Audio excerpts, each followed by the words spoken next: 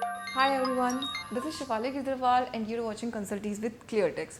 In this particular video, I'm going to discuss a very important landmark judgment by the Supreme Court of India, which is delivered today only. So this is about reverse charge on ocean freight. As we all understand that ocean freight, that is when we are importing something into India in a CIF transaction, the party who is sitting outside India, that is the exporter who is located outside India, they need to procure the services of a freight forwarding agent which is again located outside India. So there was an entry in the reverse charge notification of IGST that ocean freight in this particular transaction on that amount of freight forwarder, right, on that particular amount of freight, the person who is sitting in India, that is the importer who is sitting in India, will be required to pay the tax in RCM. So first of all, the court has decided in the favor of taxpayers. Second thing, there were two major arguments. So first argument was that the entry for reverse charge says that it's like 9(3) of CGST Act and 5 of IGST Act. So the entry for the reverse charge under the levy section of CGST Act and IGST Act respectively says that government can put the levy on a person, or they can notify a person who is a recipient of some services that you will be liable to make the payment of tax on this particular transaction and not the supplier.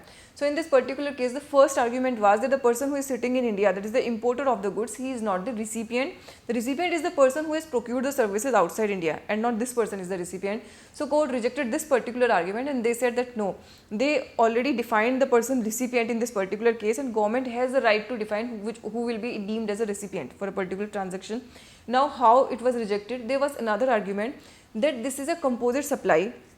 So a composite supply defined in section 230 readly section 8 of CGST Act. So as per a composite supply, when something is bundled with a particular supply, the tax rate of the principal supply will prevail.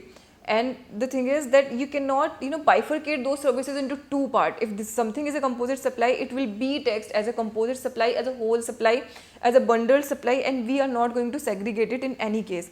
So same decision was given like many years back in the Gyan and Trugli case, that in case of works contract you cannot just segregate the goods part and the services part in a works contract and that okay, one government will levy the tax on the goods part and another on the services part, because earlier the goods and services were dealt with by the different legislatures, right? So in this case also they said this is a composite supply, so you cannot segregate a particular part of a composite supply and then can say that okay, in this particular case we will also levy the RCM on this services part of this complete composite project.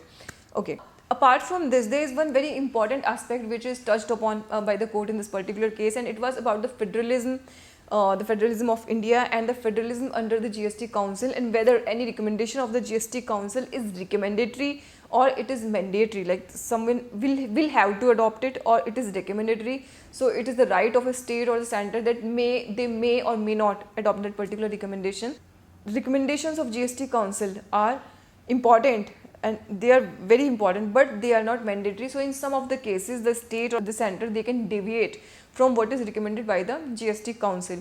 And they also clarified that the article 269A and article 246A, so they said that according to those articles also, because there is no non-obstante clause on in those particular articles, so the right of GST Council is to recommend something for the government, and it is not mandatory or it is not binding on the government. So these two very important pronouncements in a single judgment, and they actually throw some light on the the composition of GST Council and what is the right and what is the standing of the council itself for the purpose of GST matters. So I think it's going to be very important. It will be helpful for the future litigation in this particular subject matter. There is one important aspect, that what will be the course of action of revenue after all of these ups and downs in this particular case, because the revenue may change the law retrospectively, but I don't think that on a legal footing they will be able to do it, or they will be able to sustain a lot of refunds which are going to arise because of this decision, because there is a huge amount of revenue which is going to arise for the repayment, for the refund from the side of revenue, because they have already collected a huge amount.